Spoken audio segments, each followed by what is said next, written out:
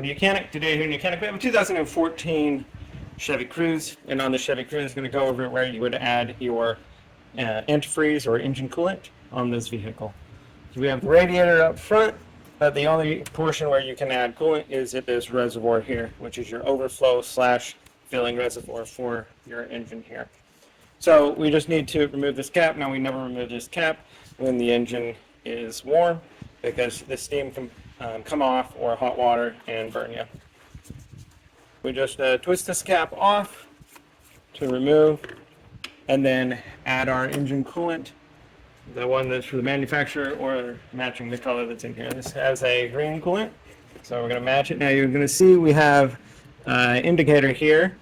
It's kind of hiding behind this electrical stuff with the battery, but we have an arrow here for the max, and we're going to have an arrow down there for the minimum.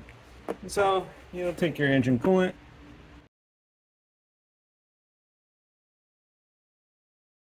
there we go, up to the max line there, and then be able to put our cap back on and tighten that up. Now, realistically, you shouldn't be adding a ton to this unless you're doing where you've had to drain the coolant. If you're adding a lot to this, then you're going to need to look where's your engine coolant going, because it's a fairly closed system.